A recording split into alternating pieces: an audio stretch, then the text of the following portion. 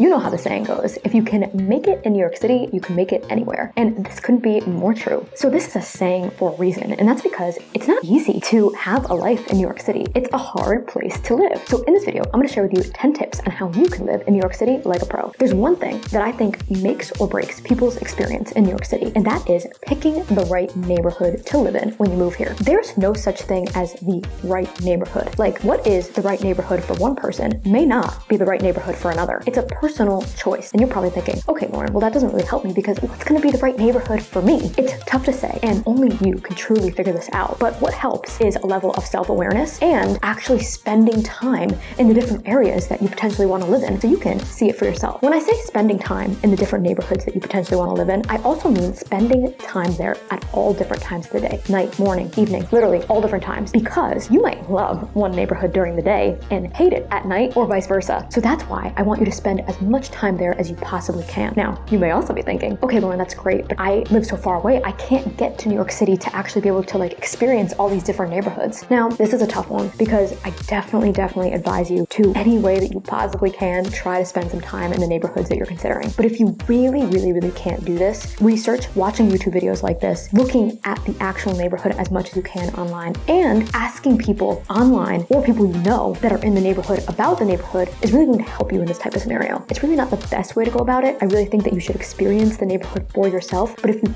can't, if you absolutely can't, then this is going to be the way to go. So what happens if you move to New York City and you pick the wrong neighborhood? Should you just give up on New York City and move back to your hometown? So as a real estate agent, I come across tons and tons of people who this exact scenario happens to them. I do see some people leave New York City for good, and I do also see some people stick it out and make a change when they can to another neighborhood and then absolutely love the city. They were just in the wrong neighborhood. Going back to your hometown, wherever you're from, is not the end of the world. It really isn't. And you could always come back to New York City if you want to later on down the line. But at the same time, sometimes you just need to give another neighborhood a chance. And of course, it's easier to actually understand New York City and know where you want to live once you already live in New York City because you're spending so much time here. So I always do advise people that if they really hate New York City when they first come here, that it could be the neighborhood and that maybe they should try to live somewhere else. I know that's easier said than done, but sometimes the neighborhood can really make or break your experience. My second piece of advice is to don't overspend on your New York City apartment. You're probably thinking, okay, Lauren, well, New York City apartments are so expensive. I'm already doing that no matter where I live. And I do get that. But what I am saying is that if you have a choice between one apartment that's a little bit cheaper and then another apartment, maybe in the same neighborhood, on the same block, or even in the same building that's a little bit nicer, I say that in the beginning, I would recommend that you probably go for the cheaper apartment, especially if you're coming to the city alone, you're single, or you're gonna be living with roommates. You're not gonna be spending a ton of time in your apartment. I always say go with the cheaper option, and then you can always later down the line upgrade to a nicer apartment. But sometimes it's just better to save your money in the beginning and put it towards other things in New York City, like actually having a good experience in the city. Because when you first move to New York City, I can promise you this, that you're not going to be spending a lot of time in your apartment. And if you are, it might just be because you haven't really found your group yet and you're not having enough social experiences. There's no reason to overspend on an apartment that you're probably not going to be in a lot. And the other thing too is a lot of people in the world like to overspend on their home and their apartments to kind of show off to the people in their lives. I do have to say, in New York City, you might have a really nice apartment. I myself have a really nice apartment right now. That is a dream apartment that I always would have wanted when I was younger. But I have to say that you don't really host as many people as you probably would when you're living in the suburbs or outside of New York City. People don't typically go to other people's apartments that often. They do it, of course, but it's one of those places where when you're hanging out with people, you're kind of out and about more. You're going out to bars and restaurants and doing new things in the city. You're not really hanging out at people's apartments that much in New York City compared to other places in the world. So that's something to keep in mind as well. So another thing that is really going to make or break your experience here in New York City is just trying new things here. There are so many people that move to New York City and they have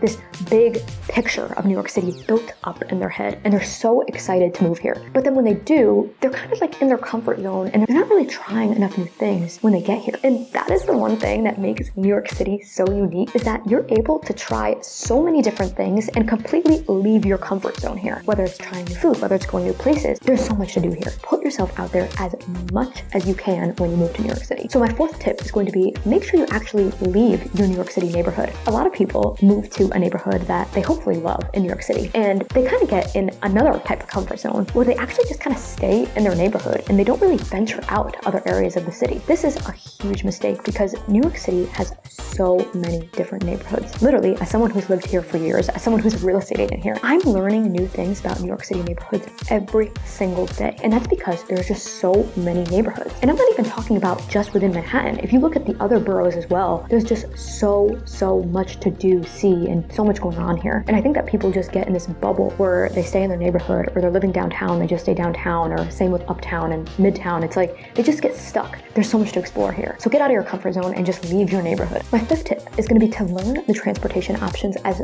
fast as you can in New York City. Now, I know this is a really tough one, and I'm going to have separate videos on the transportation options here in New York City. They're not easy to learn. They're very complicated. I've known the transportation options here for so long. I know them inside and out. I always try to look at a third-party perspective and see exactly like how other people are viewing the transportation options here, because it's really confusing between the subways, the buses, and then forget the trains that take you outside of the city. There's just so many options. But I do have to say, you will have a better experience in New York City if you learn those transportation options. And that's because Ubers, Lyfts, cabs, they add up very quickly. And if you constantly want to be able to do different and new things in New York City, it's going to be so helpful for you to actually know how to get there using the public transportation. And the public transportation is so much cheaper than taking these car rides. Another thing too is that a lot of people, when they think of the public transportation, they just think of the subways here. And I actually do advise you to take advantage of the buses here too, because I think that's something that most New Yorkers do not do. There's a ton of New Yorkers who have never even been in a MTA bus, which is a New York City bus, which is kind of crazy. There was one neighborhood I lived in that was really underserviced by subways, so I had to rely on the buses. And I actually am glad I lived there, because I think it made me fully understand the bus system and how you actually have more options using the bus system than you do with the subways sometimes, which is actually kind of crazy. My sixth tip is going to be go out of your way to make new friends and meet new people in New York City. Depending on where you're from, you might have been around people that were pretty much just like you, whether it's a small town, whether you're moving from a particular country. The beauty about New York City is that it's such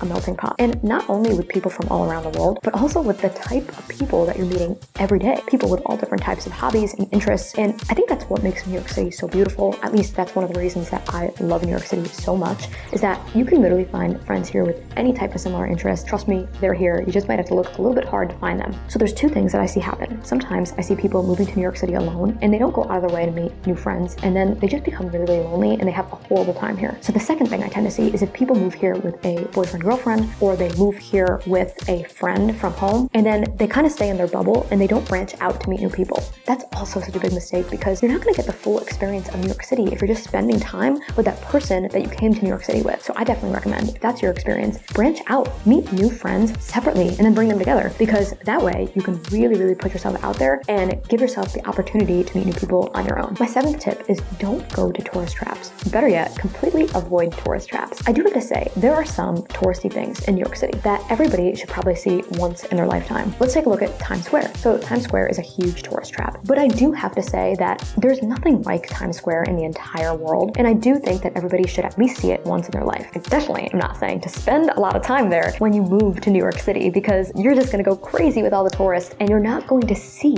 what New York City is truly about. And this is why I really want you to branch out there and see where the locals live in New York City. And this kind of goes hand in hand with exploring different neighborhoods like I talked about before. You can see how people truly live in New York City when you are going to all these different neighborhoods and really exploring things that are not tourist traps in New York City. And that goes for food as well. I know that there's so many people who move to New York City and they are so used to seeing like McDonald's, Burger King, and all these places that they know from home, and it's like their comfort food. I get it. Everybody wants to have that at some point in New York City. But try new things. Try the local $1 pizza shop, or $1.50, whatever it is nowadays. Try things like that, because you can only get those things here in New York City. And I think that you need to go out of your comfort zone and try the local food here. My eighth tip is that don't think that you have to spend a bunch of money to have fun here. When I moved to New York City, I was very broke. I had no money. Now I'm at a much better place in my life financially, and I do have money to spend going out, trying new things, and going dining at different places. The funny thing is, my favorite things in the city are still the things that I used to do when I was broke and had absolutely no money. No matter how much money I ever have in my life, I think that those things will never change. My favorite things about the city. There's nothing like watching a sunset in New York City, a sunrise in New York City. There's nothing like taking a walk on the West Side waterfront. There's nothing like spending a day in Central Park. These are all free things that you can do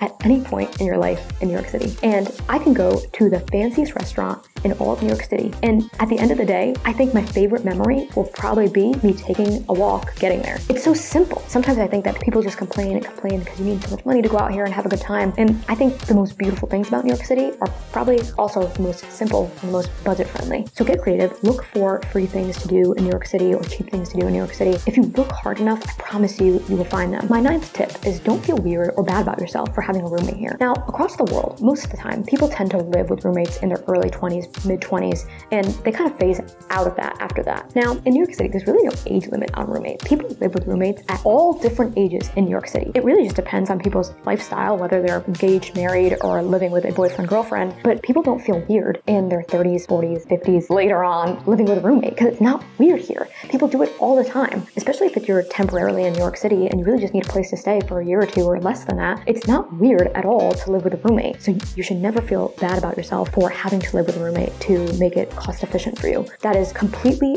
okay and the norm here, honestly. I would say it's probably more rare when someone lives alone without a roommate in New York City, sadly enough. And my last tip is going to be take advantage of all the career opportunities that New York City has to offer, because there are so many of them. It's no secret that people come to New York City to have the career they always dreamed of. And the great thing about this is that no matter what industry you're in, there's probably going to be opportunities for you here. So take advantage of them. Meet people, network, put yourself out there, take huge career risks that you wouldn't typically do anywhere else. Do that here, because everybody in New York City is pretty much working for something here. Everybody has some type of career, some type of side hustle. People are hungry for success here. So take advantage of that energy. Before I lived in New York City, I've always been a motivated person, but for some reason, whenever I'm in New York City, I am just so motivated to work and do better in my life and career. There's just something about the energy here. So tap into that energy and use it to your advantage. So that's 10 tips for living in New York City like a pro.